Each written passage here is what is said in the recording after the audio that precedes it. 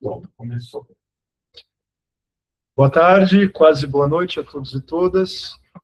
Hoje é o nosso segundo encontro do ciclo de encontros sobre teatro político. Nós vamos escutar hoje o nosso expositor, Fernando Bustamante.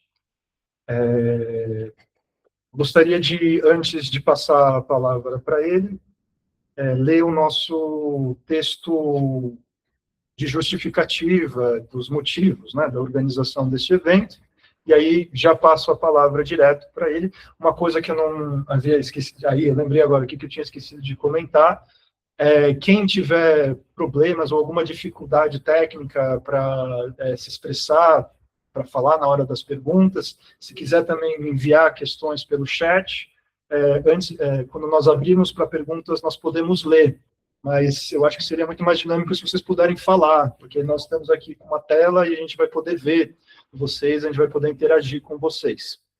Quem tiver aqui também. Quem tiver aqui também.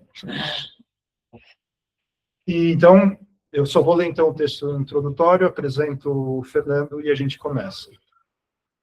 Vivemos numa era em que, a cada novo evento geopolítico, o mundo parece estar por um triz, fustigado à paralisia diante do cogumelo atômico que volta a assombrar o horizonte. Genocídios como cenas cotidianas, catástrofes ambientais evitáveis e deslocamentos forçados, guerras simultâneas, sucessivas, um adensamento que supera as experiências mais nefastas do século passado, intensificação do sofrimento pela violência e pela exploração, testando a todo momento os limites do suportável. Nesse cenário aterrador, o que resta ao teatro? E qual seria a pertinência da expressão teatro político, num momento em que grande parte, não só do teatro, mas da cultura, parece transpirar política, valores humanitários e identidades historicamente silenciadas, ainda que muitas vezes isso só seja mais um dos modos de expressão da forma mercadoria.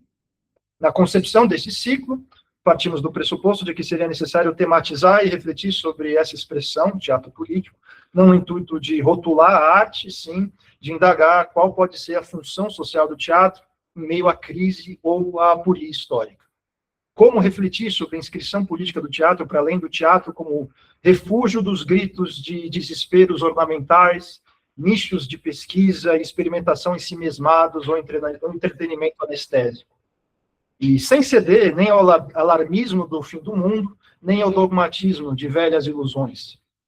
Para fazer frente a esse desafio histórico, sem se atar a antigos modelos e sem se fiar em um discurso vago que despolitiza o político, tornando mero conteúdo alimentar a máquina cultural hegemônica, torna-se imperativo retomar as experiências do passado em que a imaginação artística iluminava os limites da imaginação política, transformando a cena em laboratório onde o fatalismo é desmontado e a história é reaberta ao gesto da intervenção.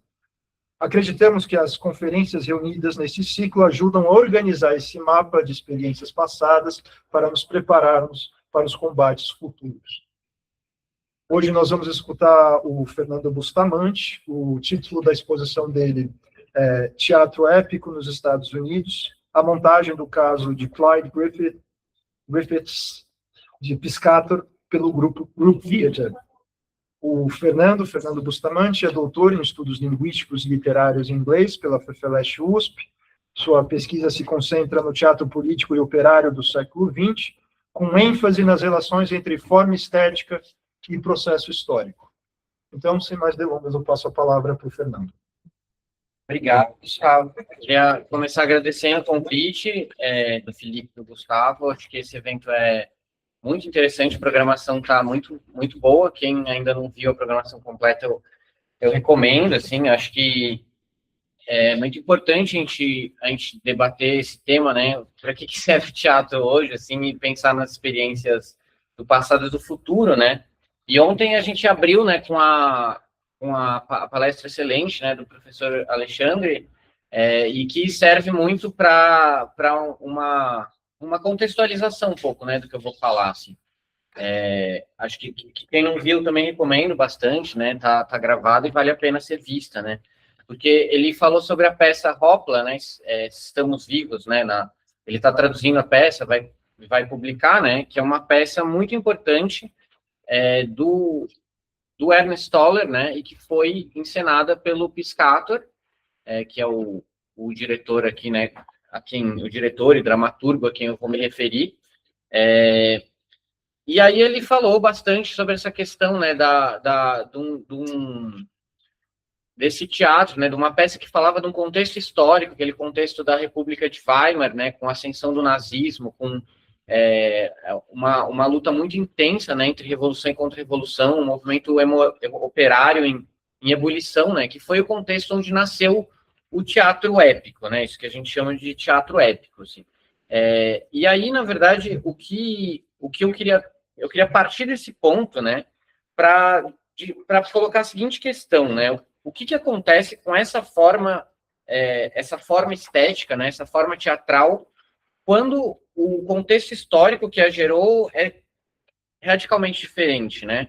O que acontece com o teatro épico quando ele chega num país como os Estados Unidos, onde não houve revolução, onde o movimento operário organizado está sendo progressivamente cooptado e a hegemonia cultural aponta numa direção oposta?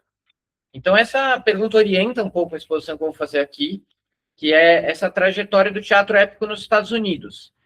E eu vou tomar como um eixo aqui, né, da exposição, essa montagem da peça O Caso de Clyde Griffiths, né, que foi uma adaptação que o Piscator faz de um romance do Theodore Dreiser, chamado An American Tragedy, né, uma tragédia americana que, apesar de ter sido muito famoso nos Estados Unidos, nunca foi traduzido para o português. É um catatal de umas 800 páginas, assim, e depois eu vou falar um pouco mais, né, entrar um pouco mais nisso, assim. Mas essa montagem foi feita em 1936 pelo Group Theater, que era um grupo de teatro bem famoso, né, de esquerda nos Estados Unidos. Teve a direção do Lee Strasberg, que é muito consagrado por ser um cara que basicamente criou método de interpretação hegemônico até hoje, né, em Hollywood, nos Estados Unidos, né? E aí, antes de chegar nisso, eu queria fazer uma contextualização, né, começando um pouco pela história do Piscator, né? O Piscator, ele é muito claro que, em relação ao fato de que o que levou ele a desenvolver o que a gente chama de teatro épico não foi uma vontade, uma descoberta estética, mas foi a Primeira Guerra Mundial, né? Ele atuou como soldado no Front Ypres, né? Ele escreve no livro dele, O Teatro Político, que a cronologia dele começa em 4 de agosto de 1914, com a deflagração da guerra, né? Então, a experiência dos 13 milhões de mortos, de ter ido para o front, visto as pessoas morrer, faz com que ele inverta, né? Ele diz que antes da guerra era a arte, a literatura e a arte que colocavam a vida em foco para ele, e que depois passa a ser o contrário. A experiência da guerra coloca a arte em foco, quer dizer, ele vai começar a pensar a arte a partir desses acontecimentos. Ele fala, a partir disso não dá para ter um desenvolvimento individual, né? Então, isso tem uma consequência imediata, que é quando ele volta do front, ele se compromete politicamente e ele ingressa na Liga Espartaquista, né, que é o embrião do futuro Partido Comunista Alemão, né, que era dirigido pela Rosa Luxemburgo, pelo Karl Liebknecht. Só que ele fala assim, que ele ainda não sabia como fazer isso se expressar na prática teatral dele, né? Ele se compromete politicamente, mas ainda pensava sua profissão de forma convencional. E aí ele vai começar um percurso para poder pensar como que o teatro pode ser uma ferramenta política para ajudar esse movimento revolucionário dos trabalhadores. É isso que vai ser o propósito dele nessa década aí, de 1919 até 29, quando ele se exila da Alemanha, né? E aí ele, primeiro, quando ele chega em Berlim, ele vai se ligar ao movimento dadaísta. Ele e outros intelectuais, outros artistas, né, vão se ligar ao movimento dadaísta de Berlim, que, diferente do de Zurique, ele era um movimento mais político, assim, no sentido de ser bastante ligado ao movimento revolucionário, né? Ele era iconoclasta, de rejeição à arte burguesa, mas o Piscator fala que, para ele, dentro desse movimento, tinha alguém que tinha mais lucidez, mais clareza, que era o George Gross, que era um artista plástico que fazia charges políticas sobre a guerra, né? E o Piscator fala que aquelas charges, né, apontavam o caminho que ele estava buscando na arte dele. Depois ele vai passar um breve período numa cidade chamada Königsberg, onde ele vai fundar um teatro que chama A Tribuna, que vai ser, inclusive, onde ele vai planejar encenar o Ernest Toller, né, pela primeira vez, com a peça A Transformação, mas não chega a concretizar isso, o teatro é fechado. E aí ele vai para Berlim, onde ele vai fundar o Teatro Proletário. E aí é muito importante ressaltar isso, né? O teatro proletário, ele não nasce de um projeto artístico, mas justamente dessa aproximação consciente com o movimento operário organizado e com os partidos comunistas, né? Nessa época tinha ali uma divisão entre diversos... Então, digamos assim, não o Partido Social Democrata, né, que era o partido operário, mas que nesse momento já estava numa postura de integração ao regime, né? Tinha participado do assassinato, inclusive, do Karl Liebknecht e da Rosa Luxemburgo em 1919, mas os partidos operários à esquerda da social-democracia. Né? Então, o Teatro Proletário tinha um manifesto próprio onde eles falavam assim, a gente não quer falar de arte, a gente quer um teatro para servir a luta de classes. E aí eles circulavam pelos bairros operários, indo nas cervejarias, nos clubes operários, nos sindicatos, onde eles apresentavam esquetes e peças curtas para um público trabalhador, falando diretamente sobre as questões políticas do dia, né? A Revolução Russa, a Revolução Húngara, o que estava acontecendo com os inválidos, chamados inválidos de guerra, né? Que eram os feridos de guerra. Então, era um teatro que ia até os trabalhadores, não esperava que os trabalhadores viessem até ele, e funcionou por um tempo ali com esquema de assinaturas e contribuições.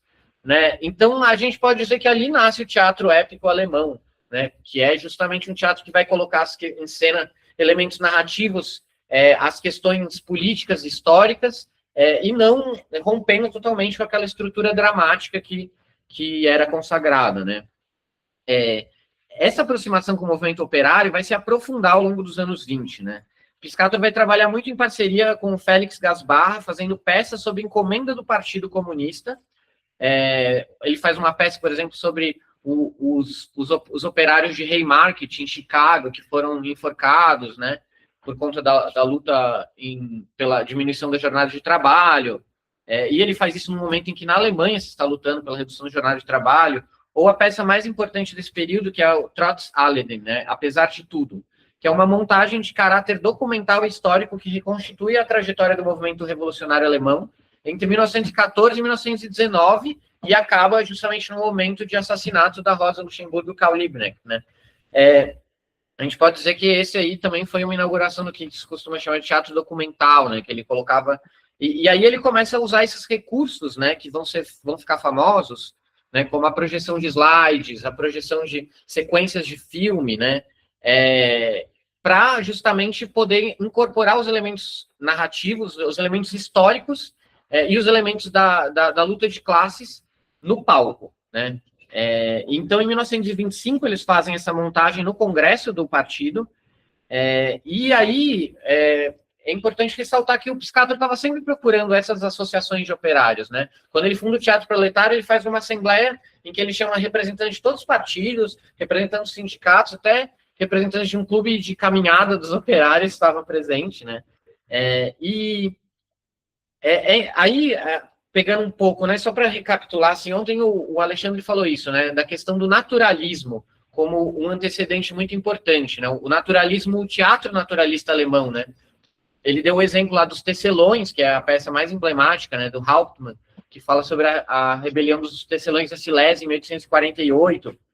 E o Piscator, ele aponta o naturalismo, ele aponta, digamos, duas origens ali para o que ele faz, que é o naturalismo em termos de escrita literária, né, de dramaturgia, porque é o primeiro que vai colocar os trabalhadores na cena, né, e em termos de cena, né, o Volksbühne, que era um teatro que foi fundado na Alemanha, inspirado no movimento do Antoine, dos teatros populares, né, que era um teatro que funcionava com um esquema de assinaturas e que era o objetivo de, digamos, de levar o teatro para os trabalhadores, mas no sentido de trazer eles para dentro do teatro que eles pudessem assistir. Né? Ele tem essa origem progressista, mas ao longo dos anos 20 ele foi se tornando cada vez mais conservador politicamente, e uma instituição dessa social-democracia que procurava se integrar à ordem burguesa, né, ao regime político burguês. O Piscator, nesse contexto, em 1926, ele vai atuar dentro do Volksbühne como um diretor convidado. E aí ele vai intencionalmente tensionar os limites, né, desse teatro, fazendo peças, né, que vão sofrer censura, até que ele vai ser expulso, e nesse movimento todo se gera um movimento político em que principalmente a juventude ligada ao Volksbühne vai apoiar o Piscator. Em 1927 ele vai fundar o seu teatro, né, o Piscatorbühne, com uma aliança com esse público, principalmente, né? Inclusive, a peça que estreia, né, o teatro do Piscator foi a peça que o Alexandre falou ontem, o Hopla, né? Que era uma peça escrita pelo Ernest Toller, né? Então, tudo isso, na verdade, tem a intenção de dizer um pouco esse primeiro movimento, né, que é super resumido aqui, essa década do Piscator, mas que a ideia dele da forma épica nunca foi um conjunto de técnicas, né, com projeções, narrador, ou uma estrutura episódica, ou a quebra da quarta parede. Tudo isso, para ele, eram instrumentos a serviço de uma finalidade, que era transformar o teatro num fórum político a serviço da luta dos trabalhadores. Para ele colocar essas, né, isso que ele mesmo chamava de estruturas cênicas marxistas, elas são marxistas porque elas serviam para expressar esse conteúdo político que ele estava querendo colocar no palco, né? Tirar o teatro do drama privado, da vida burguesa, e colocar as questões históricas e culturais e sociais no centro do palco, né? E ele fala, né, assim, que durante esse caminho, ele falava assim, a gente sabia o que a gente tinha de fazer. O difícil era como fazer, né? Porque, né, no Teatro Político, que é o livro que ele lança em 1929, ele vai narrar todo esse percurso dele batendo cabeça para tentar fazer essas novas formas, essa nova forma de fazer teatro. Aí eu vou dar um pulo agora para a gente falar um pouco sobre os Estados Unidos, né, o contexto dos Estados Unidos. Porque nos Estados Unidos a gente não teve uma revolução, como nos países onde surgiu a forma épica, que acontece na Alemanha, acontece na Rússia, de formas paralelas, assim, né? Elas se influenciam mutuamente, mas as duas são muito motivadas pelos contextos revolucionários. Agora, nos Estados Unidos não teve revolução. No entanto, não quer dizer que era um país sem luta de classes, né? Pelo contrário, era um país onde o movimento operário estava bastante fortalecido, e tinha uma luta muito intensa, onde teve reflexos da Revolução Alemã e Russa, né? Como, por exemplo, a fundação do Partido Comunista, e surge também uma central sindical chamada Industrial Workers of the World, a IWW, né, os seus membros eram apelidados carinhosamente de Wobblies, e eles, na verdade, estavam se opondo a uma central sindical já mais velha e hegemônica, que era a American Federation of Labor, a AFL, que já era uma central sindical parecida um pouco com as que a gente conhece, né? Bastante engessada, burocrática, bastante distante da organização real dos trabalhadores, e a IWW começa a organizar principalmente os trabalhadores negros, os imigrantes e as mulheres, que eram setores que não eram organizados nos sindicatos tradicionais. E eles faziam greves muito fortes, tinham uma concepção, e tinham uma vida cultural rica também, né? Eles tinham canções, eles tinham muitas coisas, e nesse contexto vai surgir o primeiro grande experimento de teatro operário épico nos Estados Unidos, que é o Patterson Strike Pageant, né? O pageant, ela é uma forma de teatro daquelas procissões medievais, os teatros de mistério, que eram muito associados à igreja, que é uma forma que vai ser retomada para ser, digamos, utilizada nesse contexto de um teatro operário. Então, tinha uma greve dos trabalhadores têxteis na cidade de Paterson, em Nova Jersey, que era dirigida pela IWW, que estava no 5º mês de greve, ou seja, uma greve muito dura, né? E aí um grupo de intelectuais e artistas do Greenwich Village, né, em Nova York, que era um bairro bastante conhecido por essa boemia de esquerda, junto com uma milionária meio excêntrica, que era Mabel Dodge, eles se juntam às líderes dos grevistas para pensar como apoiar a greve. E eles decidem fazer uma peça de teatro, alugam o Madison Square Garden, né, que é um lugar imenso, e fazem uma peça trazendo os grevistas, eles trazem 1.000 operários têxteis para encenar sua própria greve dentro do Madison Square Garden para um público de 15.000 pessoas. Foi um fracasso financeiramente porque eles só venderam os lugares baratos, né? Quem diria, não tinha muitos burgueses interessados em ver essa peça, mas foi, tipo, impressionante, assim, não tem como a gente não estabelecer aqui um paralelo entre os mesmos elementos que caracterizam o teatro épico que o Piscator vai fazer depois, né? Uma aliança entre a vanguarda artística e a vanguarda operária, um teatro como instrumento político direto do movimento de trabalhadores, uma encenação da realidade social em vez da ficção dramática da vida privada. E é importante a gente ver que esse pageant da greve de Paterson antecede mais de uma década as grandes montagens do Piscator Building, né? E nasce da mesma necessidade histórica, mostrando mais uma vez que o teatro épico moderno tem uma origem nas necessidades dos trabalhadores na luta de classes, né? Em paralelo a isso, se desenvolvia nos Estados Unidos, porque o teatro comercial ele se estabelece muito cedo nos Estados Unidos, né? Diferente do Brasil, por exemplo, que nunca conseguiu se estabelecer. Mas lá a Broadway começa a ser forte, assim, já no final do século XIX, assim, né? E aí começa a surgir os Little Theaters, que era um movimento de pequenos teatrinhos que queriam se opor ao teatro comercial e fazer montagens experimentais, trazer autores como Ibsen, Strindberg, Chekhov, né? E começam a fazer esse teatro fora do circuito comercial. Desse movimento vai vir uma figura que depois eu vou retomar, que é o Jasper Dieter, né, que fez parte de um grupo muito importante chamado Provincetown Players. A gente volta para lá. Eu vou dar mais um pulo aqui para falar sobre como a transmissão do teatro do Piscator chega nos Estados Unidos, porque tem uma pessoa que representa isso muito claramente, né, que é um operário alemão chamado John Bonn. Ele é um imigrante que ele participa na Alemanha, ele conhece o teatro do Piscator, do Brecht, teatro de agite-prop, né, o teatro de agitação e propaganda dos trabalhadores, e quando ele chega nos Estados Unidos, ele participa de um grupo de teatro de imigrantes alemães chamado Proletbühne. No Proletbühne, ele vai, a partir de 1928, introduzir as concepções do teatro político e as técnicas do teatro épico para poder começar a fazer produções a respeito dos trabalhadores.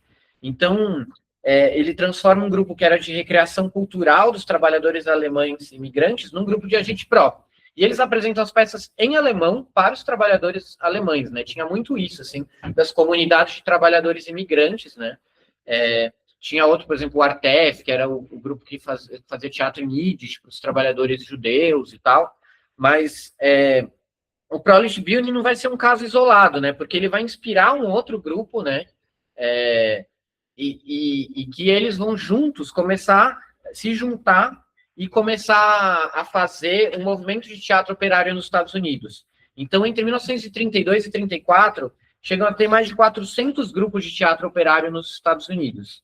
Eles fundam uma revista, que é o Worker Theatre Magazine, que é um órgão de debate, onde eles não só discutem, né, como tem que ser o teatro operário, o que eles estão fazendo, eles publicam textos dramatúrgicos para mandar para os lugares e as pessoas poderem fazer as peças, né, e eles fazem no mimeógrafo, assim, é muito, muito interessante. E aí, em 1931, eles vão fundar a League of Workers Theatre, né, uma liga de teatro de trabalhadores articulando esses grupos, e eles vão fazer um evento que é a Espartaquíada, que é tipo um evento de teatro operário, onde grupos do país inteiro vêm apresentar suas peças. Em 1932, eles reuniram delegados de 53 grupos de todo o país, sendo que era muito difícil, né? Eles relatam, por exemplo, deles terem que pegar carona, eles, tipo, darem um jeito ali, porque eles não tinham dinheiro nenhum, imaginem. 32, era ali o momento da crise econômica mais profunda nos Estados Unidos, né? E eles davam um jeito de fazer, né? A Hallie Flanagan, que depois eu vou falar um pouco dela, que ela vai dirigir o Federal Theatre Project, ela participa dessa conferência, né, e ela fala, ela escreve um artigo falando sobre essa conferência que fundou a Liga de Teatros Operários, e ela fala assim, tem apenas 2 teatros nos Estados Unidos que sabem o que querem. Um é o teatro comercial, que quer lucro. O outro é o teatro operário, que quer uma nova ordem social. É um teatro que quer transformar, moldar a vida do país, social, política e industrialmente. Né? Esse vigor, essa clareza de propósito, esse enraizamento no movimento operário, isso que faz que a gente veja que o teatro operário nos Estados Unidos não é só uma importação cultural, né? Não adiantava o John Bonn chegar ali e falar as coisas do Piscator, a gente viu que surge espontaneamente em 1913 com a IWW, nesse momento nos anos 20, 30, a IWW já está bastante em crise, assim, mas vai surgir esse florescimento, né, de centenas de grupos de teatros. E aí, infelizmente, esse processo ele não vai durar muito, né? A gente pode dizer que de 28 a 35 ali foi o momento mais importante, né? E esse declínio não foi gradual e nem acidental, né? Ele é um processo ele é o produto de um processo político que tem um pouco 2 faces que se alimentam reciprocamente, né? O primeiro é um que vem de fora do movimento, que é a questão do New Deal do Roosevelt, né? Eu não vou falar, né, vou só recapitular aqui rapidamente para quem não lembra, mas o New Deal era um programa, né, de reestruturação da economia nos Estados Unidos, em que se injetava muito dinheiro público para tentar reerguer a economia a partir da crise, né, do crash da Bolsa que tinha rolado em 1929. Então, dentro do New Deal, existia uma divisão que era do Works Progress Administration, que era um programa de empregos públicos, que era o núcleo da segunda fase do New Deal. O objetivo declarado era empregar trabalhadores culturais, aliás, era empregar trabalhadores em geral. E dentro disso existia uma divisão de teatro, que era o Federal Theatre Project, que o objetivo dele era empregar trabalhadores do teatro. Então, foi provavelmente, no mundo ocidental, o maior programa público de teatro que já existiu, né? Mesmo sendo só uma parcelinha ali do Workers' Progress Administration, já, né, para os parâmetros do teatro, já era muito dinheiro. E eles falavam que queriam empregar os trabalhadores culturais e tudo mais, mas o objetivo, do ponto de vista do Estado, que o financiava, era salvar o capitalismo americano em crise, claro, né? Agora, isso vai colocar uma grande contradição, né? A Hallie Flanagan, que foi a escolhida para dirigir o Federal Theatre Project, ela era uma figura que um pouco a encarnação dessa contradição.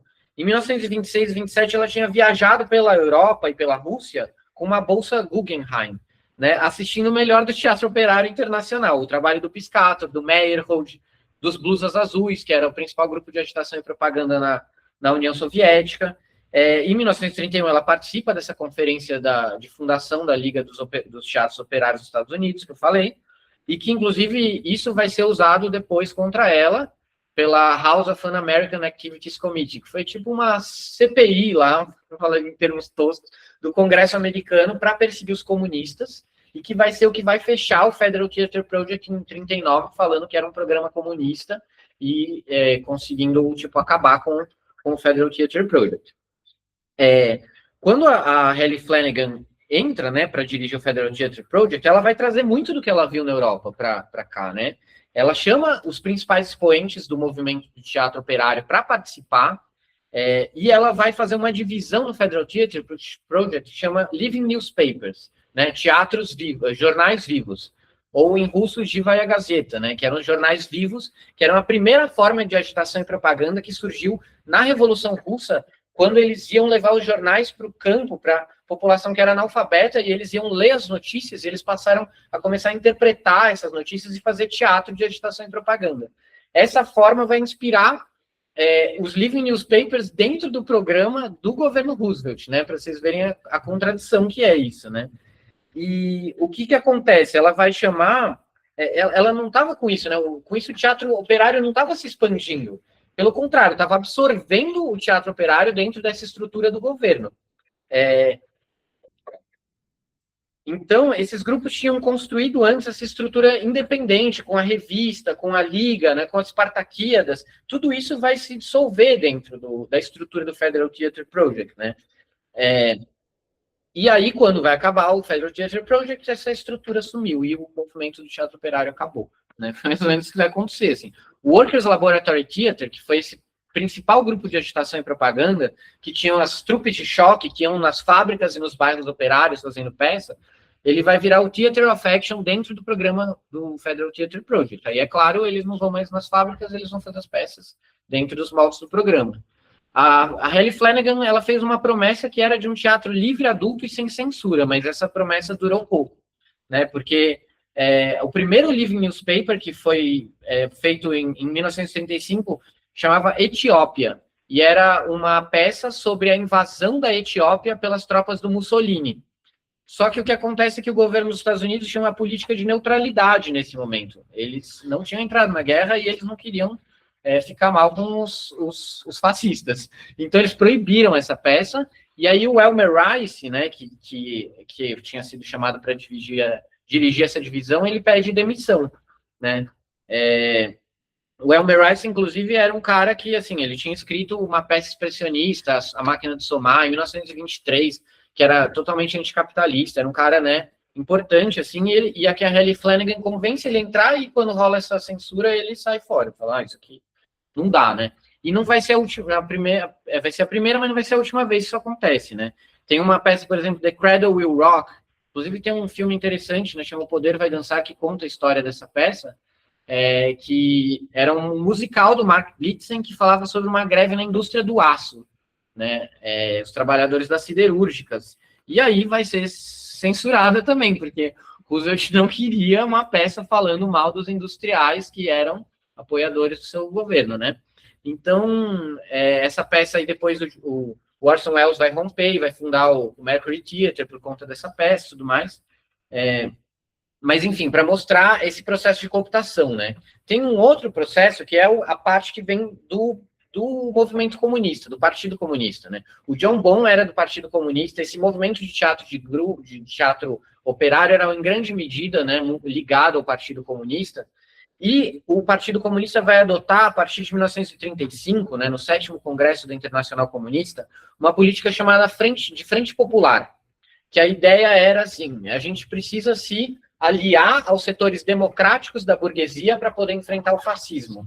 Isso, na prática, vai significar que eles vão se subordinar politicamente às direções políticas da burguesia chamada democrática, né? Nos Estados Unidos, significa que o Partido Comunista vai apoiar o governo Roosevelt, inclusive eles apoiam a aprovação de uma lei que chama Smith Act, que vai ser a lei que vai ser usada para depois perseguir eles, uns anos depois, né?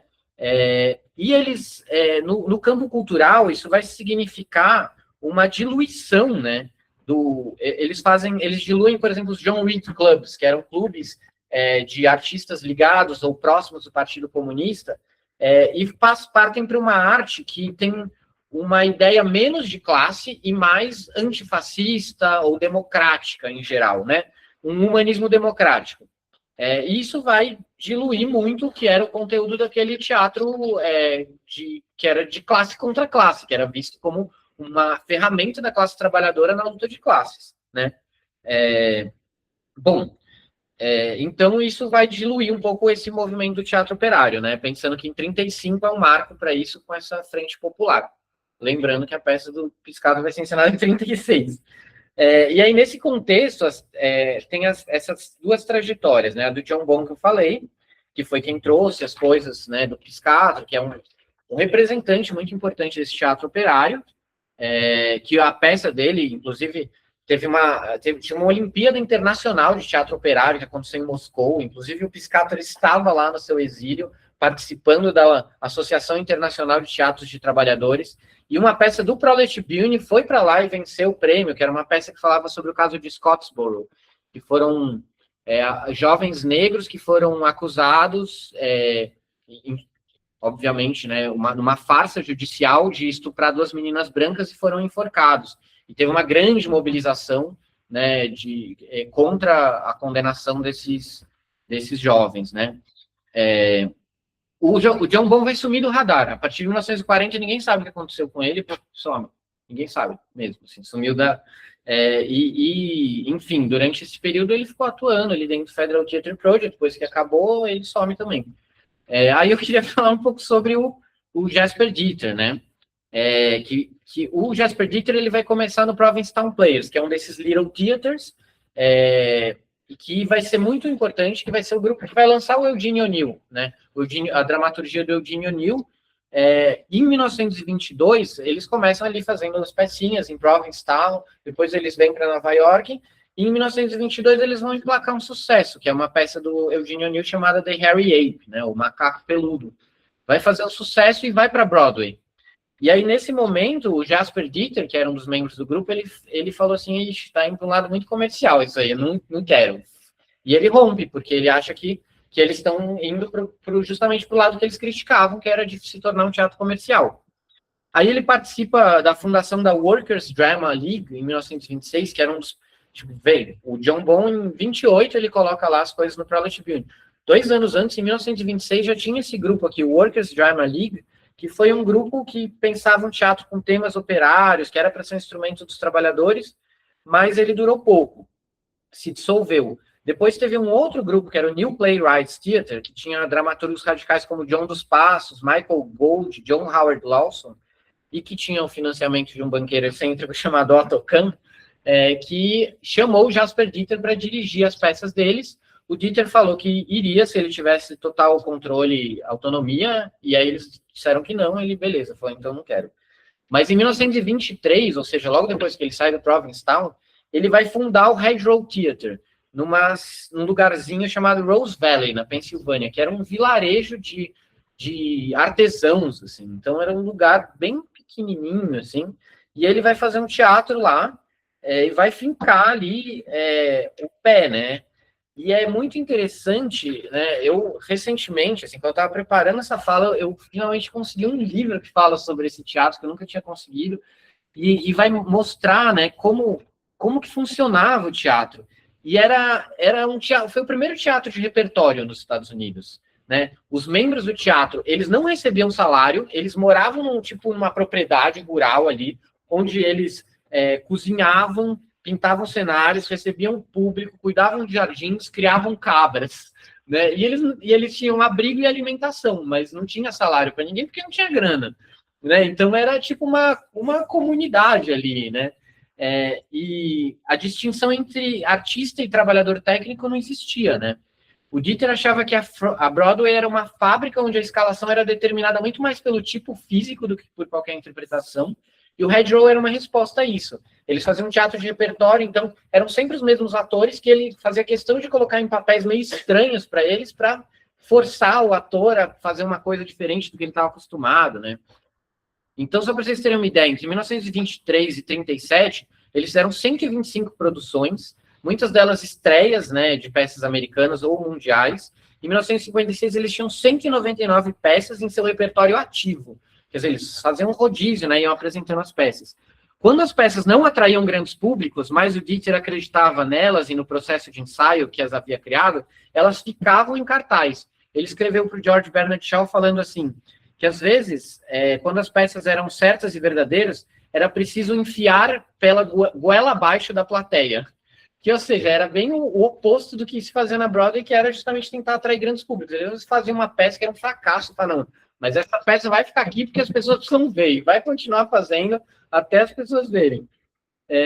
E assim, né, estudando isso, eu até lembrei, assim, de grupos, né, tipo, como o Engenho Teatral, assim, né, quem conhece, assim, que é um grupo que está há 40 anos aqui, né, em São Paulo, fazendo um pouco essa coisa da ideia, né, de fazer um teatro por fora do circuito comercial, sem grana nenhuma, né, e o Hedgerow tinha muito disso, né, dessa independência, né, artística e econômica. Então, em 1935, o Jasper Dieter vai fazer no Hedgerow Theatre a montagem da peça do Piscator. Vai ser a primeira montagem em solo americano. E depois disso, eu já vou falar da peça, tá? Mas essa peça vai fazer um relativo sucesso ali, e aí vão começar a ter gente da Broadway interessada. Aí os irmãos Schubert, que eram grandes produtores da Broadway, vão lá e falam, a gente quer fazer essa peça aí.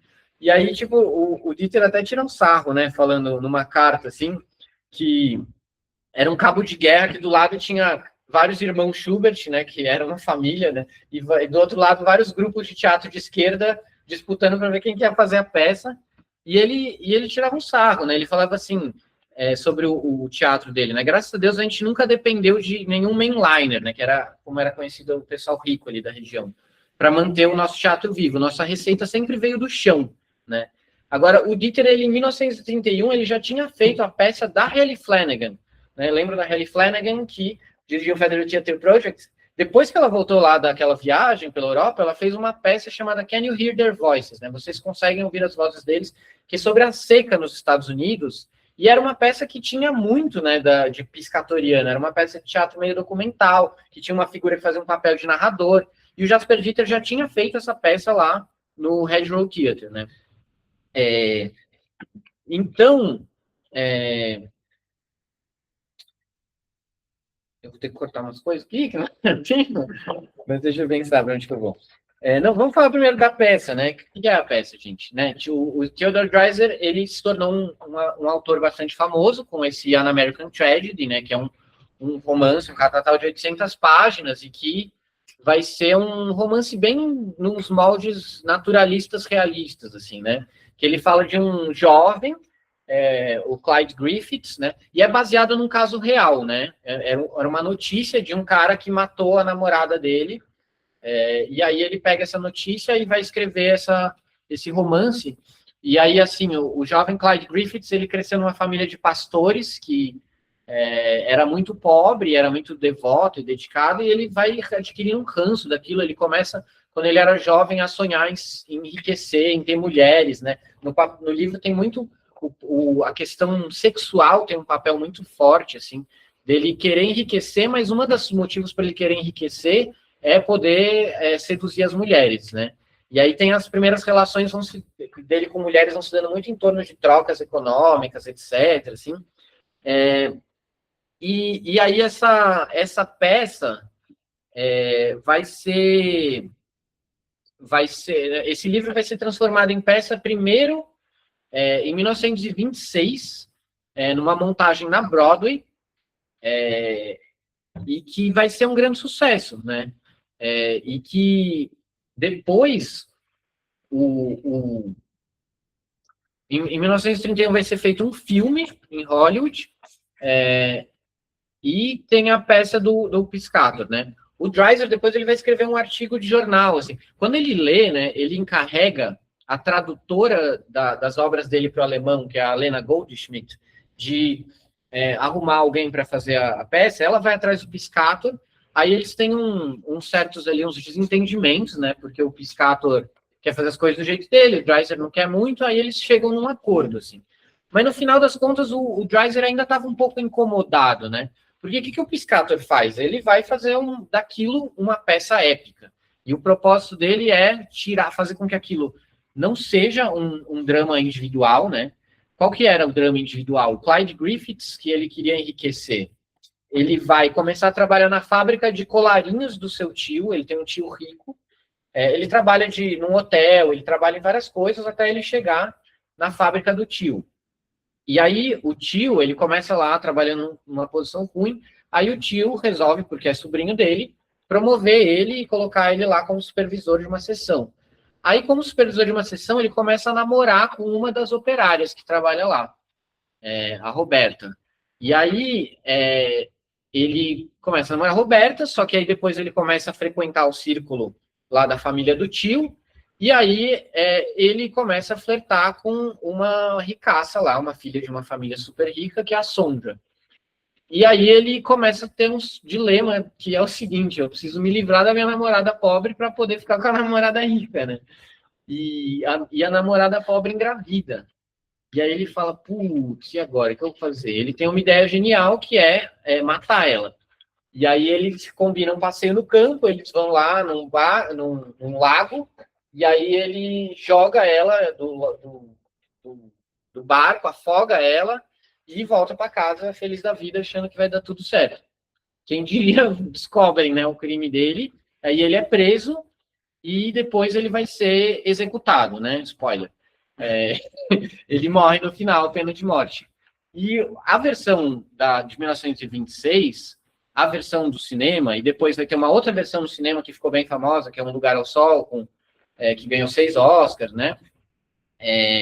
Todas elas vão ser muito melodramáticas, né? Tipo um drama, tipo um chororô terrível, né? E o Piscator quer fazer disso, na verdade, assim, ele quer fazer disso uma demonstração do que é a sociedade de classes, né? Então ele vai querer ele coloca uma figura que é um narrador, e o narrador ele vai meio que conduzindo, mostrando que o que se trata ali é de uma questão de classe, que o sonho que o Clyde Griffiths tem de ascender socialmente na verdade, o sonho de qualquer burguês, que todos os burgueses cometem crimes para enriquecer, só que os crimes deles são cobertos pela lei. O problema do Clyde Griffiths é que ele não conseguia encobrir o seu crime e ele era de outra classe, né? Ele era um bastardo ali.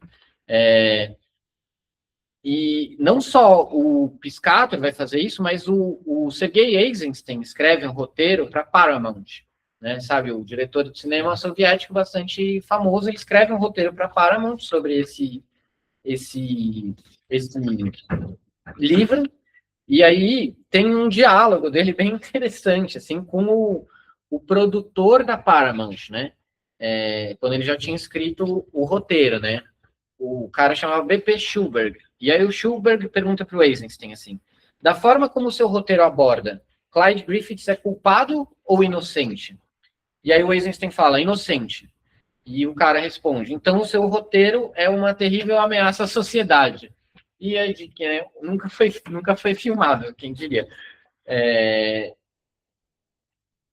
O que acontece é que o Dreiser, né, ele vai ver essa montagem em 1935, quando o Jasper Dieter faz a montagem lá no Red Row, ele vai ver, e aí ele fala, não, é isso, ele me convenceu, assim, aí ele fala isso que ele, tipo, basicamente ele diz assim, Piscator fez o que precisava ser feito, assim, né, e ele escreve um artigo no New York Times, né, que chama Four Cases of Clyde Griffiths, que ele vai analisar 4 montagens da peça, e ele pega uma soviética lá, uma outra que acho que, eu não lembro agora se era francesa, e a do Patrick Kearney, de 1926, e a do Red Row Theatre. E ele vai defender a montagem do Piscator, falando que ele conseguiu mostrar ali o fundamental, né, as questões sociais, econômicas e tal. Então, digamos, né, a montagem do Jasper Dieter consegue ganhar, né, a adesão total do Dreiser, que ainda estava com um pouco de pé atrás. E aí ele vai arrumar, quando vai para Broadway, né, o Milton Schubert pega, em 1932, inclusive o Dieter, o Dreiser, o Theodor Dreiser já tinha procurado o Group Theater. O Group Theater é um grupo de teatro de esquerda que surge em 1931, que tem essa ideia de fazer um teatro fora do circuito comercial, que começa a estudar, né, eles começam a estudar Stanislavski, eles se fundam muito numa leitura que o Lee Strasberg, né, vai fazer do Stanislavski, né, porque teve uma turnê do Teatro de Arte de Moscou, nos Estados Unidos, aí fica lá a Maria Uspenska, o Richard Boleslavski, o Lee Strasberg estuda com eles e vai desenvolver ali, fala assim, ó, legal, isso aqui é o método de atuação. Só que ele pegou um momento ali, né, depois vai ter uma treta, que eu não vou entrar aqui, entre ele e a Stella Adler, que começa a achar que não tá legal aquilo, vai visitar o Stanislavski fala, realmente, meu método não é isso aí, não. Então, só para deixar claro, né, o método do Lee Strasberg é uma coisa inspirada na leitura dele do Stanislavski. Me perdi, porque eu estava falando, o Grupo Theater, né, o Grupo Theater, gente, foi fundado em 31, com essa perspectiva. Em 32, o Theodor Dreiser vai lá com a peça do Piscator e quer que eles montem, né, e o Clurman fala, acho que não, essa peça aí é meio esquemática, não é nada, não gosto, você acha a peça, esse jeito, esse narrador, é uma coisa, parece um panfletão, né, parece um panfletão essa peça, não queremos fazer. Beleza, só que em 1935 eles tinham acabado de passar por um fracasso de bilheteria com uma peça do Odets, e eles estavam precisando de grana, e o Milton Schubert chega e fala assim, olha, quero fazer essa peça aqui, né, vou bancar. E aí eles têm um argumento a mais, que é que eles precisam do dinheiro. E eles topam fazer a peça. O Lee Strasberg topa dirigir a peça. Então, eles vão fazer a peça em 1936. Cadê? Só um segundo, gente. Enfim, tinha muita gente que tinha elogiado, né, essa peça lá na montagem do Jasper Dieter no Red Row Theatre, né? O Schubert queria que ele fosse para Broadway dirigir, o Dieter falou, não, vou ficar aqui na Pensilvânia, criando minhas cabras, né? Bom, aí ele vai lá, tem uma questão também que acho que vai ser importante, que tinha o Mordecai Gorelick, que era um encenador que tinha um certo contato, apesar do Brecht já ter metido o pau nele falando que ele não entendia o teatro épico, ele era um cara que tinha muito mais contato com o teatro épico, e ele tinha uma concepção de fazer uma encenação da peça como se fosse um julgamento, desde o começo, né, em que o público ia ser o júri. E aí eles iam apresentar o caso de Clyde Griffiths. Inclusive, eles mudaram o nome, né, o caso de Clyde Griffiths, chamavam American Tragedy, né, eles mudam o nome porque para não confundir, porque já tinha passado ali a peça, tal, eles queriam mostrar que era outra coisa, tal. Então eles mudaram o nome. Mas a ideia do Mordecai Gorelick era fazer como se fosse um julgamento. Mas o Schubert vai impor o seu próprio cenógrafo, falando, não quero esse cara aqui, e aí eles vão fazer uma concepção, né, da peça. O Lee Strasberg, anos depois, ele vai dizer o seguinte, realmente a gente não tinha ideia do que a gente estava fazendo, era alguma coisa nova para a gente, né? E aí o que vai acontecer, né? Para resumir muito, assim, porque não vai dar para entrar nos detalhes aqui, mas ele vai tentar meio que conciliar o tipo de teatro que eles estavam fazendo, que era para onde estava arrumando essa esquerda, que era muito influenciada por essa ideia também da Frente Popular, de um realismo psicológico. Eles diziam que era necessário mobilizar emocionalmente a plateia, né? E que isso era fundamental, inclusive nessa técnica de atuação dele, do método do Strasberg, tinha muito a ver com mobilizar a memória afetiva, né? Dos atores, etc.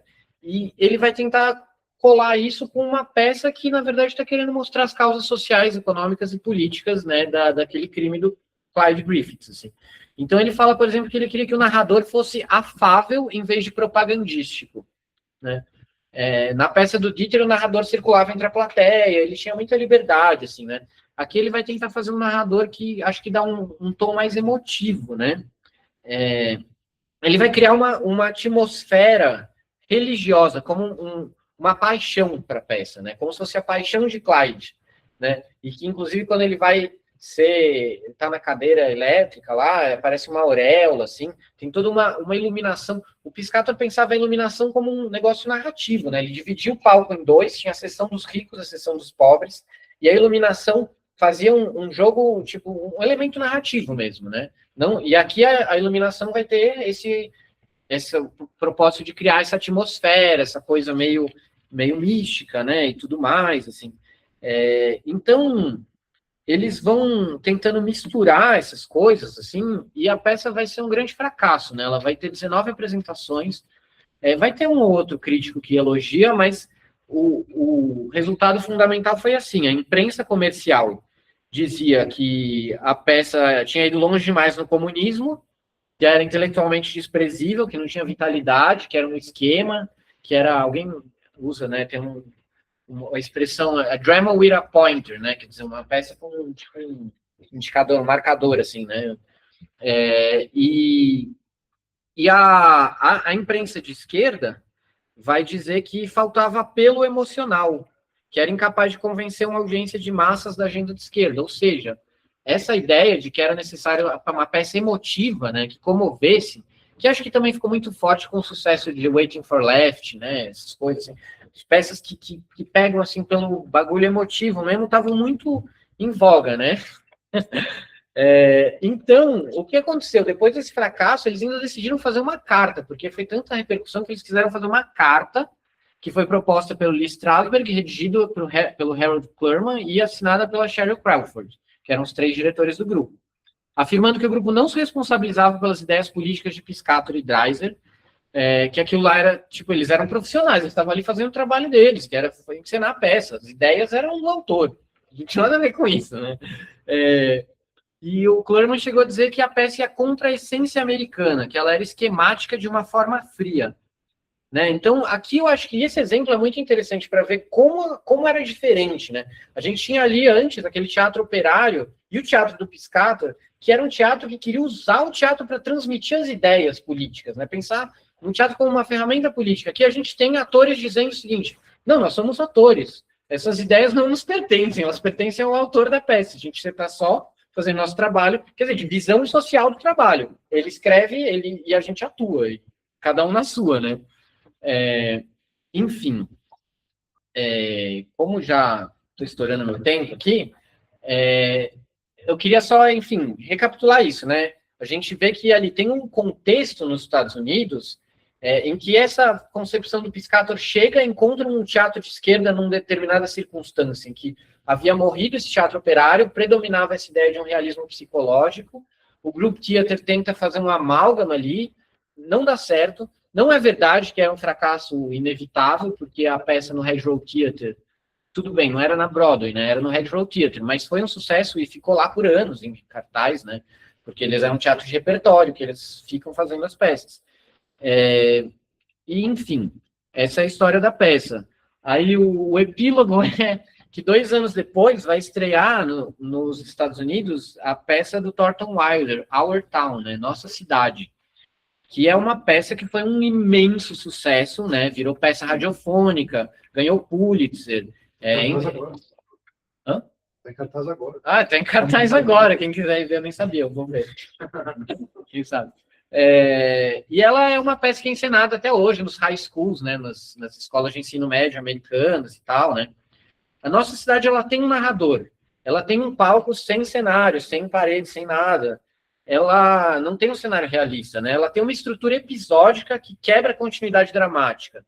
Ela tem a quebra explícita da quarta parede na figura de um narrador que se dirige ao público e conversa com o público. Ou seja, praticamente todos os procedimentos formais do chamado teatro épico estavam presentes ali.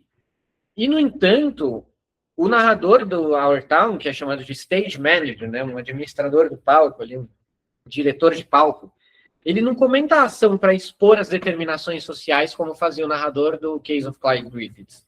Ele vai guiar o público através de uma experiência de nostalgia, de contemplação do valor universal da vida cotidiana numa pequena cidade americana. A estrutura episódica não serve para justapor perspectivas de classe em conflito. Serve para criar uma sensação de tempo suspenso, de eternidade do particular. A quebra do quarta-parede não distancia o público para que ele pense, mas aproxima ele emocionalmente, convidando ele a se identificar com as personagens, que são deliberadamente tipos universais, né, da mãe, da filha, sem uma história, sem classe social, sem histórias, sem conflitos de classe, né? O Alexandre Flori fala num artigo sobre o Hoppe, né, da tradução que ele está fazendo, que no Hoppe a fábula dramática é usada como uma âncora negativa dialética para expor as contradições, né? Que é a crítica que ele está falando da galera que avaliou a partir da fábula, né? Ele fala, não é a fábula é uma âncora para as contradições. Eu acho que no Our Town acontece um pouco o contrário, né? Eles pegam uma forma, os procedimentos épicos como uma âncora positiva, digamos, para afirmar uma experiência harmoniosa, né, da humanidade, assim. A comunidade do Grover's Corner, né, que é a cidadezinha pacata onde se passa a peça, não tem classe, não tem conflito de trabalho, não tem história política, né? Ela tem nascimentos, casamentos e morte. E a lição é que esses momentos simples são o que importa e que devemos saber valorizá-los enquanto estamos vivos. O sucesso de Our Town, no mesmo momento, né, em que o caso de Clyde Griffiths fracassa, não é uma ironia, né, da história, é uma demonstração de, primeiro, duas coisas, muitas coisas, eu diria que dá para a gente passar horas discutindo, mas duas coisas que eu queria ressaltar é que, primeiro, o público americano, em 1936 ou 38, estava perfeitamente disposto a aceitar os procedimentos de narradores, palcos sem cenário, estruturas episódicas, né, as questões formais do teatro épico, não tinha nenhum problema com isso. O problema era a questão da luta de classes, né, gente? E que você fazer uma peça na Broadway sobre a luta de classes naquele momento. O irônico é que, assim, né, em 35 tinha rolado o Waiting for Left, que era uma peça que botava a luta de classes lá, né? Mas acho que é um momento justamente de uma virada, né? De uma virada na política americana, uma virada na forma que os comunistas americanos, inclusive, faziam política, né? E que vai determinar esse fracasso, né? O sucesso de Our Town e o fracasso do Clyde Griffiths são, acho que, dois lados da mesma moeda, assim.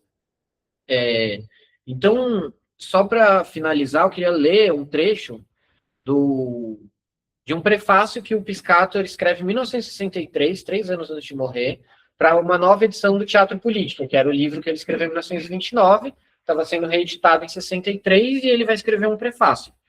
Ele diz assim: hoje, os conceitos estilísticos do teatro épico estão bem estabelecidos, graças em grande medida às atividades do meu amigo Brecht. Então, esse livro, outrora um manifesto e um manual de instrução, é agora um documento histórico? Um documento, certamente, mas ainda atual, me parece. A justificativa para as técnicas épicas não é mais disputada por ninguém, mas há uma confusão considerável sobre o que deve ser expresso por esses meios.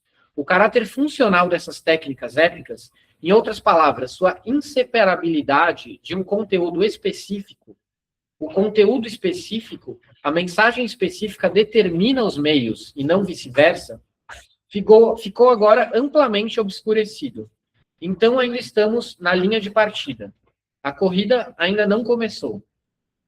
Piscator estava escrevendo sobre o teatro europeu em 63, mas podia estar falando sobre o teatro dos Estados Unidos em 1938, né? ou sobre qualquer momento posterior em que os procedimentos do teatro épico se tornaram recursos, né, formais na prateleira de um teatro que serve para o entretenimento, né, e a comoção, assim.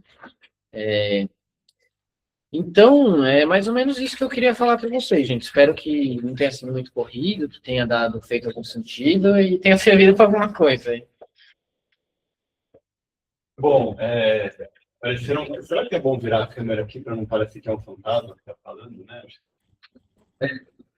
Olha, eu estou muito estranho de parecer. Vamos perguntar aqui, alguém quer fazer uma pergunta aqui? Só eu podia um comentário assim, sobre o Group Theater, se puder falar um pouquinho do que eles ensinavam, né? Porque eu achei curioso como, né, um grupo dependente ou se colocava em paralelo, né, ao grande circuito, como ele acabava reproduzindo, né, a lógica mercantil, né, de incorporar essas técnicas avançadas para outro sentido, né? E aí, enfim, só um pouquinho mais, se você quiser falar sobre isso, não sei se... Assim, eu não estudei muito profundamente a trajetória do Group Theater, né? Mas, assim, até aproveitar para dar uns créditos aqui, que a Maria Silvia Beth, que foi a minha orientadora no meu doutorado, né? Que é basicamente sobre o que eu falei hoje, assim, foi ela que me propôs esse tema e ela me trouxe, assim, um livrinho que chamava The Lost Plays, né? As peças perdidas do Group Theater. E a peça do Piscator está lá, né? Digamos, entre as peças perdidas, porque justamente assim, foi um negócio que todos eles queriam jogar, né, para baixo do tapete, assim, foi um fracasso. Tem várias autobiografias, né, dos membros do Group Theater que todos eles falam de como foi uma peça ruim, como eles se arrependeram, que nada a ver, não sei o quê. Acho que eu li a Kazan, outros falam isso, assim. Então ficou uma peça que ficou relegada, né, ao esquecimento, assim. E tem outras lá nesse volume, né, que eu não li todos. Agora, eu acho que o fundamental é assim, né, que o Group Theater, ele representava esse momento que é, tipo, acho que é um momento ali, né, o Elmer Rice, ele começa um livro dele sobre o teatro vivo, né, que é sobre o teatro dos Estados Unidos, ele falando que o teatro nos Estados Unidos começa como um empreendimento comercial, né, e acho que, assim, esse movimento dos Little Theaters, que começa ali na década de 10, olha lá, né, começa ali na década de 10, 1913, 14, 15. Em 1930, o Group Theater é um filho, né, desse movimento, assim como o Theater Union, o Theater Guild, né, todos esses teatros de esquerda, que acho que eles passam por esse movimento de cooptação muito rápido, né, porque eles faziam um teatro muito bom e que, na época, assim, a Broadway, ela, né, tem essa célebre história do James O'Neill, o pai do Eugene O'Neill, que ele era um ator de companhia que ele fez, eu não lembro quantas mil vezes, mas assim, usar esse número de cabeça, mas ele fez milhares de vezes o papel do Conde de Monte Cristo, né? Então, tipo, eram as mesmas peças ali que não tinha nenhuma dramaturgia americana, inclusive, né? O Eugene O'Neill ali foi foi o primeiro, né? O primeiro dramaturgo americano a emplacar, e porque ele podia estar fora do circuito comercial, porque justamente, né, a questão da Broadway é que uma peça, para botar de pé uma peça era tão caro, que é um empreendimento comercial, né? O capitalista, ele vai investir onde ele vai valorizar o seu capital. E se ele vê uma peça ali, sei lá, tipo uma coisa maluca, tipo as peças de um ato do O'Neill, nunca produzia aquelas peças, né? Tipo as peças do mar, ou mesmo The Harry Ape, que é uma peça expressionista sobre um operário que sai perambulando, questionando seu lugar no mundo. Tipo, os caras não iam produzir isso de jeito nenhum. Vai falar, mas isso aqui vai acabar com o meu capital, né? Eu vou investir nisso aqui. Então, eu acho que esses grupos, né? E o Group Theater, digamos, já um teatro que já está nesse processo, né, de inserção na Broadway, mas que vem desse movimento de fazer um teatro crítico ao modelo comercial, ou seja, trazer dramaturgos europeus, fazer peças de dramaturgos dos Estados Unidos, né, e que chega a fazer coisas muito ousadas, como Waiting for Left, né, que era uma peça que foi publicada primeiro numa revista do Teatro Operário, essa revista que eu falei dos grupos de teatro operário, que chamava Workers Theatre Magazine, depois vira New Theatre Magazine, quando passa para frente populista, tira trabalhadores do nome. Mas foi publicado lá primeiro, né? Então era uma peça que veio do Teatro Operário e foi para o palco da Broadway por meio do Group Theater. Então eu acho que eles simbolizam muito essa ponte, né? Entre esse movimento fora Broadway e que vai entrando na Broadway, só que justamente a questão desses grupos que entram na Broadway é que eles entram nessa máquina de moer, né? Que eles vão ser obrigados a fazer peças de sucesso comercial para se manter. Tanto que eu falei dessa contradição, né? Por que eles fazem o Case of Clyde Griffith, que era uma peça que eles não queriam fazer? Porque chegou um produtor, Milton Schubert, com a grana e falou, eu quero que vocês façam essa peça. Porque, óbvio, ele apostava no sucesso comercial, coisa que não ocorreu. Mas, quer dizer, eles já não podem mais decidir o que eles querem fazer, né? Por isso que eu achei bem interessante ressaltar isso que o Jasper Dieter fala para o Bernard Shaw, que às vezes você precisa enfiar uma peça goela abaixo do público. Que ele está falando assim, vou fazer a peça que eu acho importante fazer. O teatro é para fazer coisas que às vezes podem não ser muito populares, mas que precisam ser feitas, né? Uma visão meio, né, até romântica, meio idealista, assim, mas que o cara não está refém, né, dessa engrenagem da Broadway, que é ou você faz o que dá dinheiro, ou em uma produção que seja um fracasso, você pode quebrar um grupo de teatro. Então, não respondi nada do que você perguntou, mas é isso aí. Deixa eu só colocar, tem uma questão aqui. E tem o Geo Brito. Eu já ouvi isso, exatamente o que eu ia falar. Acho que, bom, tudo bem rápido, fantástico. A Cláudia está perguntando, para o professor, o que levou o Piscator a passar de uma concepção progressista para uma conservadora? Uma concepção... Acho que pela avançada da hora, talvez seja bom juntar algumas perguntas. Só tem essa e o Geo Brito que só levantou a mão, ainda não fez a pergunta. Tá. Então, Cláudio, acho que talvez eu tenha me atropelado aí de eu entender alguma coisa diferente do que eu quis dizer, porque o Piscator, ele não passa de uma concepção. O Piscator, ele está de fora, na verdade. O Piscator, ele vai chegar nos Estados Unidos, né, como um exilado, né, político, em 1939. Então, tudo isso aconteceu antes do Piscator chegar nos Estados Unidos.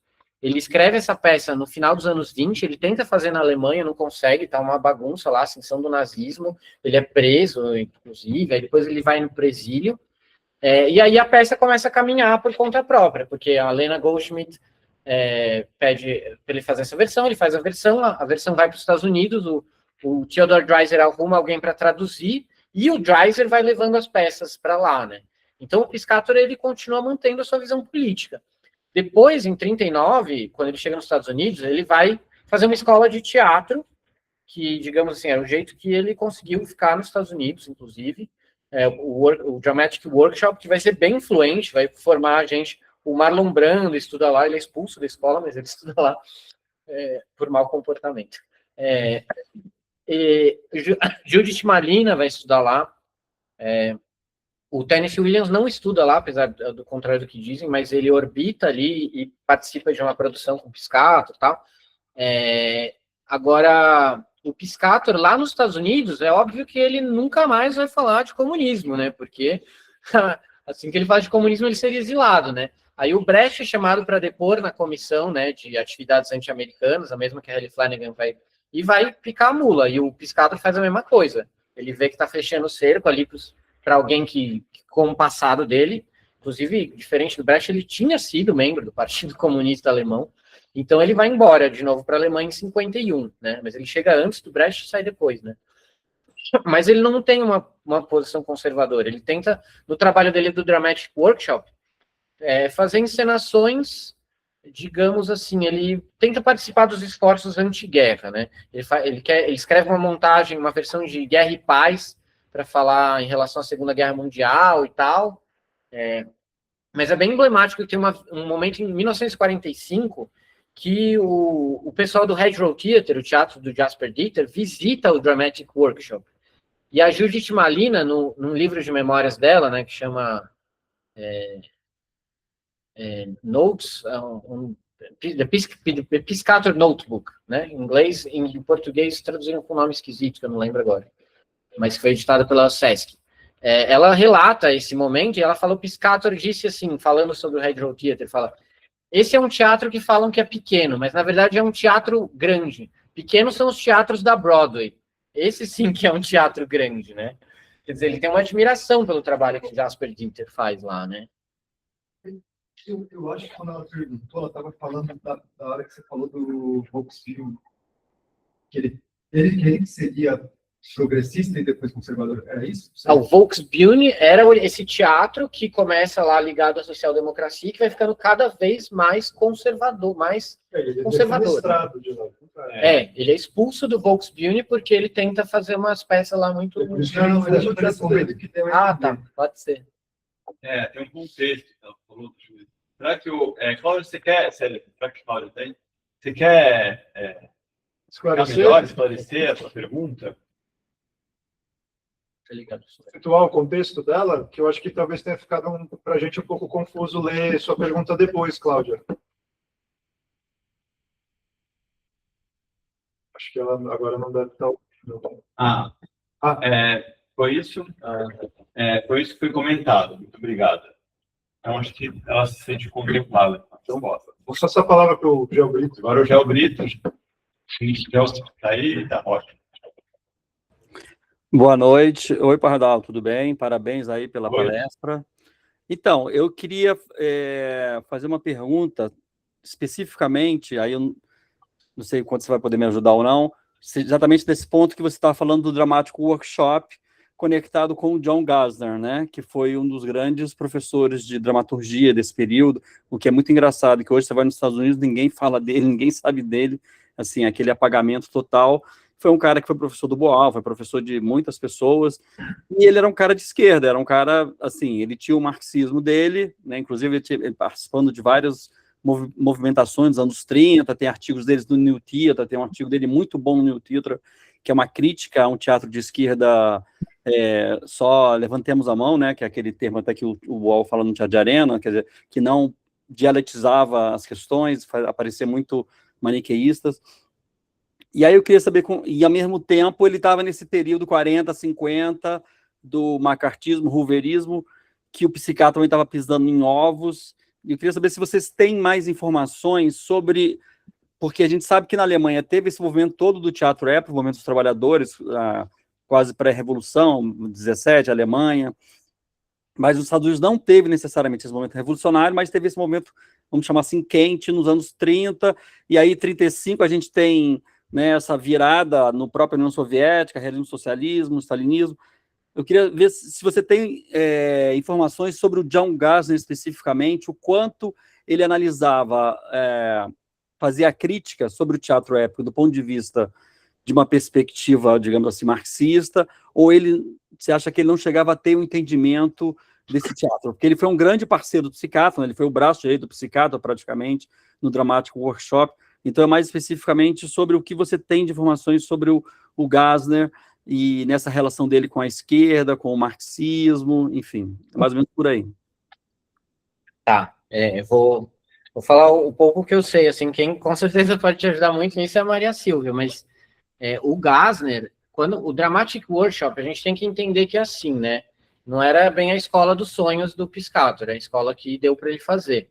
E ele tinha ali, digamos assim, teve muitos exilados alemães que ele trouxe e davam aula lá e tinham um acordo com ele. Por exemplo, a esposa dele é Maria Leigh Piscator. Tinha, acho que o Kurt Weill deu aula lá. Tem Hans Eisler. O Hans Eisler.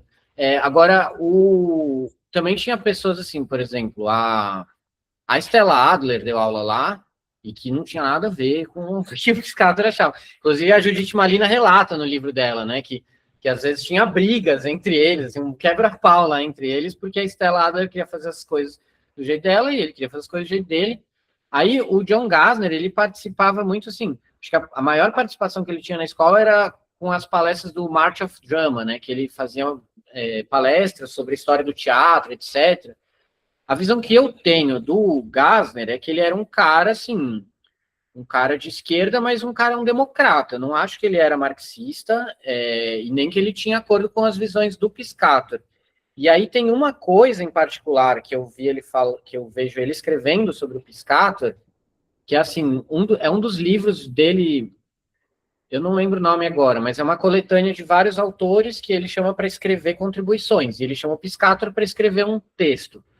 E ele apresentando o Piscator fala assim: o Piscator, ele é um cara que ele tem essa concepção do teatro épico não necessariamente, ele fala que o teatro épico não é necessariamente vinculado a alguma concepção política, né? Que ele pode ser, que ele é uma forma estética e que o Piscator é um expoente do teatro épico sem essa necessariamente ser vinculado a uma forma política.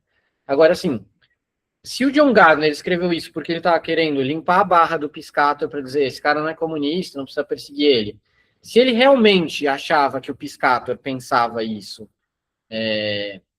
ou se ele escreveu por, sei lá, qualquer outro motivo, eu não tenho como saber, assim. Mas esse trecho que ele escreve sobre o Piscator, assim, francamente incoerente com tudo que o próprio Piscator fala, talvez não naquele momento, né? Porque não sei, entendeu? Ele estava ali justamente nesse contexto dos Estados Unidos em que, ele era um exilado político, um ex-comunista alemão, e ele tinha que ficar ali bem pianinho, assim, né? Então, eu sei que, assim, eles não... E pelos escritos do Gasser, né? Ele tem momentos em que ele comenta, por exemplo, o marxismo, né? Ali no Masters of Drama, tem alguns livros aí que ele comenta o marxismo com uma visão crítica, né? Ele fala assim, inclusive uma visão meio caricatural, assim, né? Às vezes falando de um esquematismo, uma coisa que eu acho que é uma visão muito pautada, tipo, de que um liberal progressista nos Estados Unidos vai ver do marxismo, que é o que aparece no Partido Comunista, que é o que aparece na versão stalinizada, que, bom, a gente vê muita gente ser marcada por isso, sei lá, o Raymond Williams, muita gente que olha para o marxismo e às vezes faz uma crítica que é baseada naquele marxismo que está vendo ali, que não era um marxismo necessariamente do Piscator ou de Marx, né? Mas ele tem uma visão, me parece, crítica ao marxismo nesse sentido, assim. Obrigado. A gente tem tempo para mais perguntas. Se alguém quiser se manifestar. Online ou aqui presente, né? Eu tenho uma pergunta. Primeiro, elogiar a sua exposição. Foi, nossa, foi empolgante, cara. No primeiro momento eu até achava que eu estava desconfiando. Nossa, quando ele vai chegar na peça? Assim, mas foi muito oportuno. Todo o arco que você fez iluminou mesmo. Várias questões, o que você situou, sobre essas relações entre situação de produção, relações de produção, os impasses dentro do teatro americano, entre Broadway e Off-Broadway. Não é Off-Broadway, né? Esquece Off-Broadway. Escapuliu, desculpa. É o pré-Off-Broadway. Nem existia. Não, é empolgante mesmo. A cabeça começa a fervilhar, assim, de questões, aí dá vontade de fuzilar, na verdade, de questões. Mas ficando numa questão, e até para entrar em diálogo com a exposição de ontem do professor Alexandre, nem sei se ele está online, se ele me escuta, aliás, se ele quiser me corrigir ou complementar. Estou aqui. Olá! Não, quando você... Eu achei a sua abertura já muito estimulante a essa questão de como pensar uma forma artística aplicada ou organizada num território onde não existem os pressupostos sociohistóricos da sua origem, do seu nascimento, que é uma questão nossa também. Sim, uma ideia fora de lugar, né? Uma questão nossa por excelência. E tem uma polêmica sobre essa transposição já na Alemanha, não é uma polêmica, mas é uma questão que aparece, eu estou muito influenciado pelo estudo, pelo mestrado e doutorado, que eu acho brilhantes, do professor Pedro Mantovani, que é o estudo que ele faz sobre o Fazio. E ele lida com o Opla e o Piscator já em 27 e 28, tendo uma perspectiva crítica justamente sobre as primeiras montagens do Piscator Bühne, que seria, ele concorda ou ele se sente contemplado com a urgência do tema, com a motivação, por exemplo, da montagem do Opla, que é debater a derrota da Revolução de Novembro e essa transposição temporal, que o professor Alexandre colocou muito bem, mas essa aclimatação de um momento de refluxo, derrota, desmobilização, que já se manifestava, já acontecia sobre a situação dos trabalhadores nesse momento, fim da década de 20. E aí começa uma questão que é identificada pelo Pedro Mantovani, quando ele estuda o Fatzer, que é nos escritos do Fatzer, havia uma crítica do Brecht ao Piscator sobre a identificação da forma diante dessa derrota, que a forma revesteira, a reprodução da forma agente próprio em novos termos, dentro do que é esse novo associativismo operário, produzindo novos teatros livres, etc., haveria um descompasso entre o que seria essa reciprocidade de um teatro político que surge quando tem um movimento revolucionário e o que seria um teatro político no momento de refluxo. No momento que agora parte do proletariado se fascistiza diante das derrotas violentas, derrotas com sangue nas ruas, etc, etc. E aí a busca do Fatzer seria uma busca parecida com o balanço do Hoppe, que é como é que eu penso a derrota operária desses trabalhadores que voltam da guerra, mas não se tornam revolucionários. O que aconteceu? E aí isso já cria uma necessidade de busca formal de outro tipo. Aí o que eu queria te perguntar, desculpa todo esse como eu disse, empolga esse arco, porque eu nunca escutei alguém falar como você falou dessa peça. Eu queria te perguntar se o Piscator, ele tinha alguma formulação, porque aí já passaram muitos anos.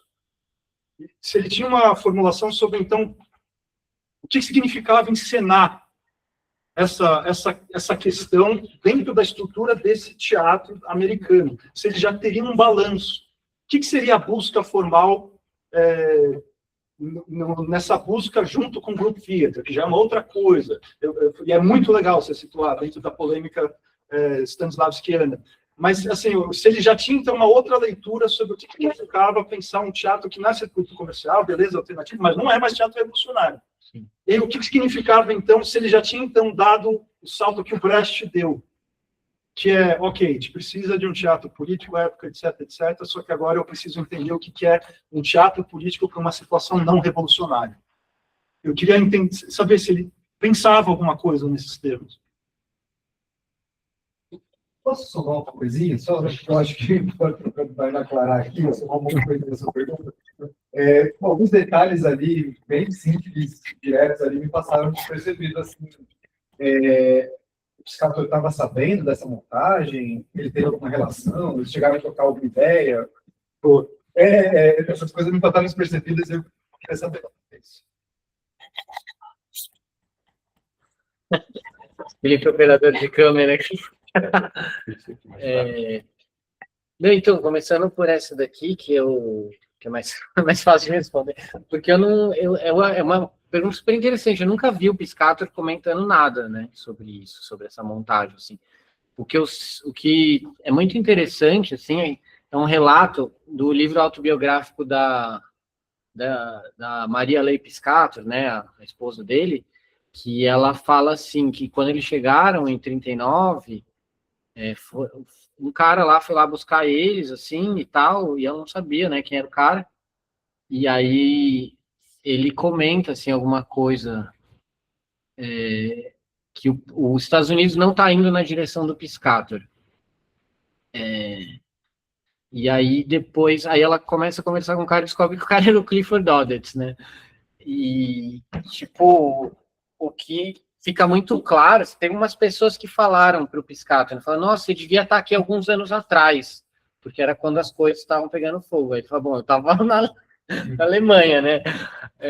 Mas o lance é assim, né? Ele chega nos Estados Unidos, né? Para emendar com o que o Gustavo falou, ele chega nos Estados Unidos nesse momento do fluxo, né? E é aquilo lá que o Walter Benjamin fala, né, que no exílio, assim, eles têm que reinventar tudo, né, fazer uma nova, começar meio do zero, assim.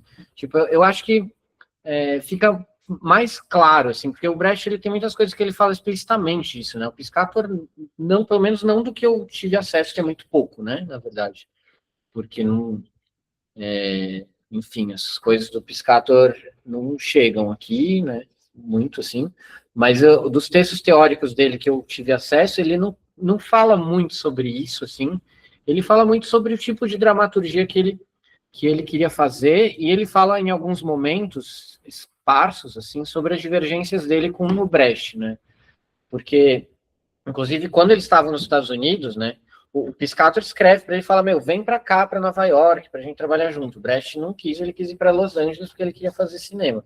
E eles tentaram algumas vezes conversar, fazer coisas juntos e não se entendiam, e não faziam. Não conseguiam trabalhar juntos. Eles só trabalharam juntos nos anos 20, quando o Brecht participava do coletivo dramatúrgico do Teatro do Piscator, mas que o Brecht também, tipo, ele fala, meu, que aquilo era uma bagunça, que não dava, porque foi isso, muitas opiniões, e ele não queria fazer as coisas do jeito dele. Os dois são muito, né, assim, que eram muito personalidades muito fortes, né, e eles tinham visões diferentes em algumas coisas que fica muito explícito, assim, né, por exemplo, tem umas horas que o Piscator fala umas coisas meio bestas, assim, eu não sei se é recentemente, mas ele fala, por exemplo, que o Brecht acha que que os pobres são bons por serem pobres. Tem um momento que ele escreve uma coisa assim que não sei de onde que ele tira isso, assim, mas eu acho que quando ele fala uma coisa que é bem pertinente, os dois comentam isso, que é sobre a questão da particular e do todo, né? O Piscator, eu estava até procurando esse trecho esses dias para ver exatamente como ele dizia, para não falar besteira. Mas como eu não achei, talvez eu fale besteira. Mas ele fala uma coisa assim, que ele não confia no público para chegar nas suas próprias conclusões. Ele quer deixar tudo explicado. Ele bota o narrador e fala, olha, é a economia, né, o capitalismo, né? E ele fala assim, eu gosto de fazer grandes panoramas, né? Enquanto o Brecht gosta de pegar situações particulares para poder fazer generalizações. Ele dá o exemplo da Mãe Coragem. Ele fala, eu teria feito um grande panorama histórico da guerra, entendeu? Tipo, ele faz essas peças que ele quer mostrar o quadro amplo, assim, para que você entenda tudo que está em jogo, assim. Então, por exemplo, o que ele faz com Guerra e Paz, né? Ele não à toa ele quer adaptar esses romances de grande envergadura, né? Como American Tragedy ou Guerra e Paz, né? O Guerra e Paz, assim, porra, falavam para ele, meu, você nunca vai conseguir adaptar esse livro, fazer uma peça com um livro como Guerra e Paz, né? Ele fez, né? E acho que a ideia dele era muito trabalhar nesse sentido. Agora, em relação ao que fazer no momento da derrota, eu não vi ele falar explicitamente sobre isso, mas a impressão que dá é que, assim, ele fala, né, a Judith Malina fala que quando ele faz, tipo, meio que um discurso de encerramento antes dele ir embora, que eles nem sabiam, mas ele estava indo embora para voltar para a Alemanha. Ela fala assim, quando eu cheguei aqui, eu tinha o projeto de acionar, né, fazer com que existissem muitos grupos de teatro militantes ao longo, né, em todo o país, e eu não consegui fazer isso, né. Ela até, inclusive, no livro dela, ela faz um esforço de mostrar a influência que ele teve para surgir, por exemplo, a Off-Broadway. Muitos grupos da Off-Broadway foram de gente como o Living Theatre, né, outros grupos de gente que foi aluno do Dramatic Workshop, sai de lá e faz seus grupos, assim.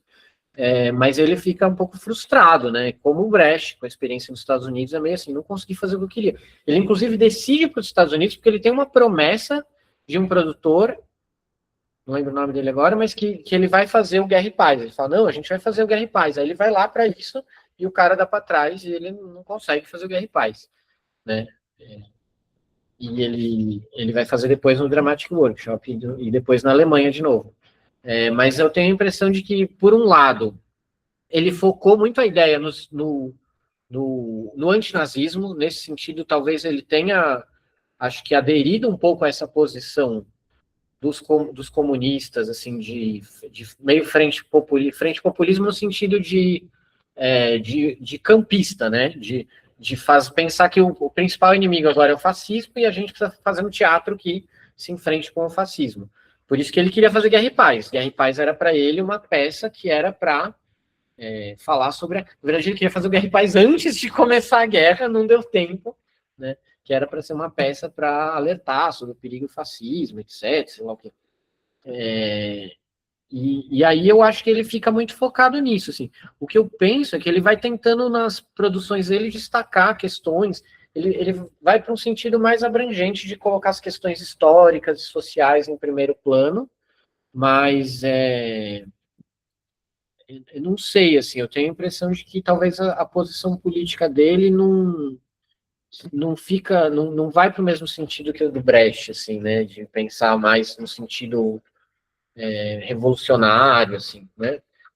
Depois, quando ele volta, ele fala assim que na verdade, os dramaturgos que ele procurava eram o Rolf Kochelt, o Peter Weiss, né, os dramaturgos que ele encontra no retorno para a Alemanha. Então tem, por exemplo, aquela peça O Vigário, do Kochelt, que é sobre o apoio do Papa, né, foi o Pio XII? Sei lá, o Papa que apoiou o nazismo, né, que apoiou a ascensão do nazismo. E aí um cara escreve uma peça sobre isso e ele faz essa peça lá, então ele continua atuando desse jeito, mas eu acho que ele não tem uma mudança, como o Brecht pensa, assim, que é necessário, de certa forma, mudar a forma, não sei o que e tal. Eu acho que ele não teoriza nesse nível que o Brecht faz, assim, pelo menos do que eu li até hoje, que, ressalto, é pouco, na verdade. Né? Eu li pouca coisa do Piscator, porque eu tive acesso a pouca coisa e estou, inclusive, tentando aprender alemão para ver se melhora isso.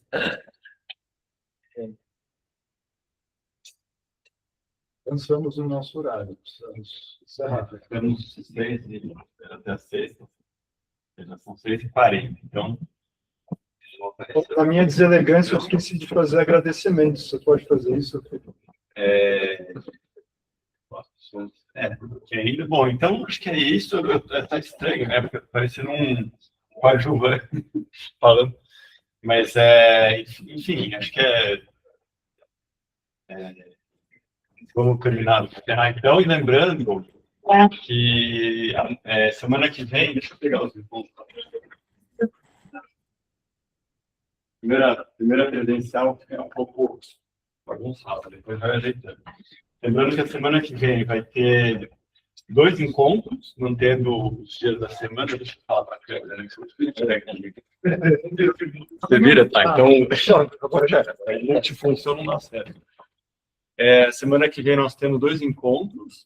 Um deles é do Anderson Gonçalves, Breve História do Teatro Político na França, entre 1900 e 1936, e do Vinícius Pastorelli, Brecht e o Cabaré. E semana que vem continua sendo quarta-feira e quinta-feira, às 5 horas, quarta às 17 horas, os 2 presenciais. Então, nessa sala, e quem quiser participar online também vai ter, como sempre, participação online. E, bom, então é isso. Boa noite, até semana que vem. Espero que nos vejamos nos próximos encontros. Tchau, tchau, gente. Boa noite. Tchau. Obrigado pela participação de todos. Obrigado ao Lapel. Obrigado, Maria Silvia Beth. Obrigado, meu parceiro Felipe. Obrigado, pessoal. Até mais, gente.